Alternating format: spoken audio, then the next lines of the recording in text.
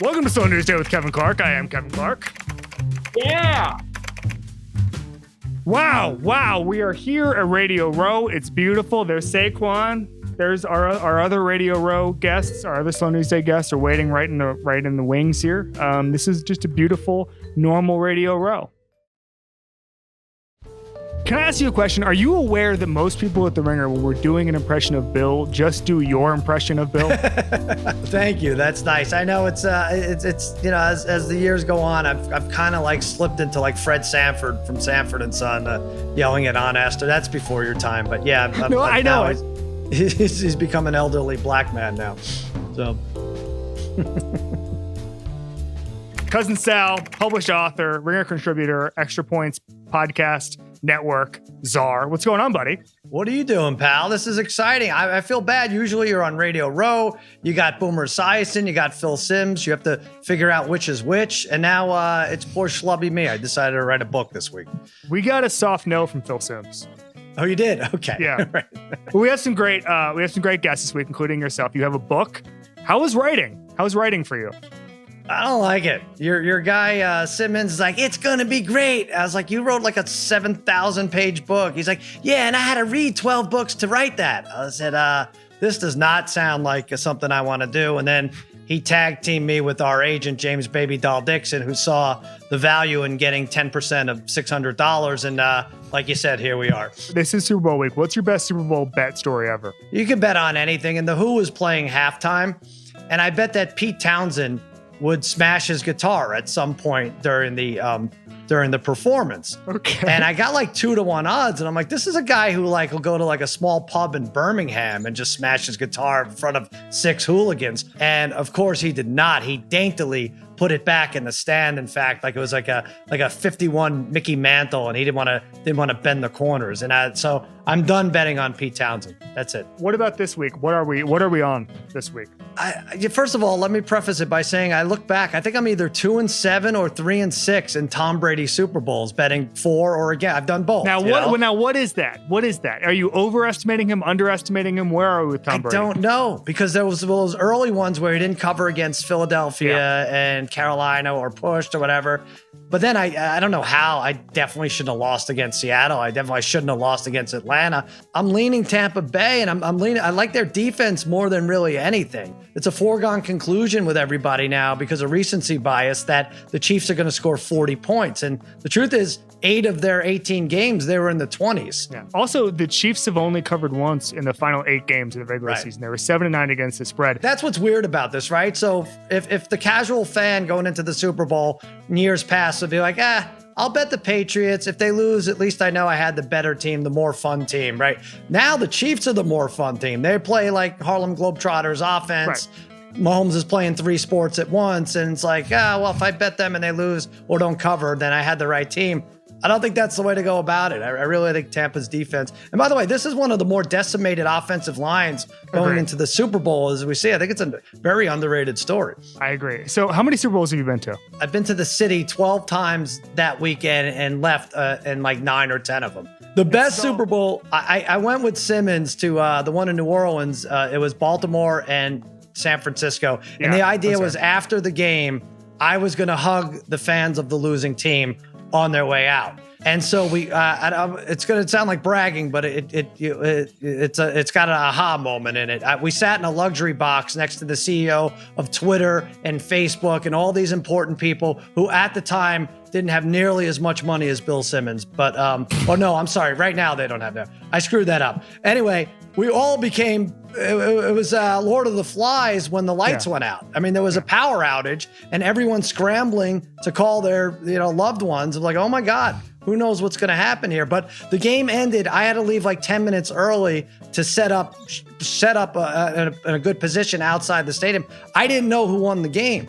And so I was like, hey, I'm hugging fans from both teams until someone tells me who won the game conclusively. I'm still not sure right now. I think it's Kaepernick, right? People seem to be talking fondly of him. Did Kaepernick win that game? All right. Tony Romo blurbs your book. Yeah. He's number 1, I think. Have you watched a lot of football with Tony Romo? It's been hard because he was playing for forever, and now he's in the booth all the time. But is there an experience you have where you were wowed by just being around Tony Romo while processing football, Sal? his career was over. He knew he was starting broadcasting, and he was like asking me and my cousin Jimmy Kimmel for tip why he was asking me. But I was like, why don't you sit and watch Madden and try to call a game on Madden and see how that goes? And he's like, good idea. And so he did that for about 3 minutes, and then he just ended up playing Madden for 2 hours. He's so much better than I thought, and it's a bummer because I always left that open. Like, come on, come back and play. What do you do? Just play. And then when he became great at it, I was like, shit, it's just not going to happen, is it? But then you had Dak Prescott, who the Cowboys have now bungled that contract situation. I know, which is I think it's important. I think he'll be back. Do you think he'll be back or not? I mean, I think so. They'll just franchise tag him if worse comes to worse. But at some point, it just becomes completely insane. It's one of the worst scenarios I've seen. Like, they're just going to lose. He bet on himself, but at some point, Jerry Jones will overpay anybody. And then he got a franchise quarterback and was like, oh, I don't know about this one. The way I view it, it's like Manhattan real estate, right? At every stage in your entire life, probably, everybody's been like, oh, Manhattan apartments, just way too much, but then they just keep going up and up and up. It's never a bubble, and that's the thing with good quarterbacks. It's like everyone's like, oh, these prices are way too high. Well, they just keep rising. It's a cost doing business. Yeah, and the problem is he overcommitted to Zeke Elliott, which is a big mistake, as we know now, who might not even be the second best running back on the team. It makes me sick. Toxic masculinity can be quite. Okay, let's just leave that one alone. What do we think of this Stafford trade? He just seems like the guy who just pads Stafford in the fourth quarter, and the numbers bear that out. Like, he's top 3 in yards and touchdowns in fourth quarter in the last 4 years, and over that time period, he's like 12 games under 500 or something. So, on the other hand, you probably just only have to be a little better than Goff to thrive in that Rams offense, right? I think Goff's pretty bad. Yeah, I think Goff is actually quite bad. I think there's a lot of people who could do that job more effectively. I think it's time. It's probably time for Goff to go. All right, Sal, when's your birthday? July 5th. I'm a Cancer. Your actions might seem illogical, but you have solid reasons for behaving as you do. Long dash. Some known only to you, some not known to you. This sounds like a gambling horoscope I've ever heard one in my entire life. Hear me out. Drake on the road is 7-3 against the spread in the last. I just never get to the hear me out part, you know? You have solid reasons for behaving as you do. It's like, no one wants to stick around to hear them. What are you? Which one are you? Oh, I'm a Libra. So let's hear it. You're looking forward to big moments, though you've known the pressure of such events to leave blurs where memories should be. Most of the fun is the anticipation.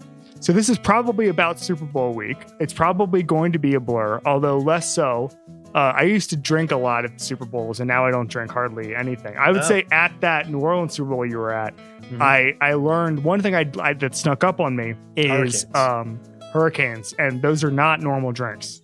So it was a Saturday. We got there early, so we were there the Sunday before the Monday, so a week early. I got room service the next day. I woke up at like 1 p.m. after having however many hurricanes. And the room service guy comes, and he's got 2 pots of coffee, and he's just pouring the thing. And he looks at me, and he goes, "Sir, I should just leave these pots here for you." And I said, "Okay, I get it. I know what I look like. It's fine." Isn't it great? Don't you want to go back to the freaking interactions? That was, that was great. That's a nice service guy silently judging me. Yeah, saying have some coffee. You look like shit. It's fine. Club Kevin, who's crushed it this week, Sal? I'm gonna say Dame Lillard. He actually scares me a little bit. He had 46 the other night, and he's right up there at 20-1 to win MVP. I think he's a good long shot. What do you think would have to happen for someone like Dame Lillard to win the MVP? The narratives are different in the NBA than the NFL, but it would seem like there would need to be something like he would have to break some sort of record, right? I think that would be the case, yes, because Westbrook won it in 2016, right? That was the first time. He was like a 6 seed or something, and that was the first time someone that wasn't a top 2 seed had won it. So are they going to ever go back to that? I don't know. All I know is it's kind of up for grabs now, which I like. Cousin Sal, the book is You Can't Lose Them All. It's available wherever books are sold. It's available on Kindle. It's available everywhere. Yes. Thanks for coming by. Thanks for having me, fellas. This was a lot of fun.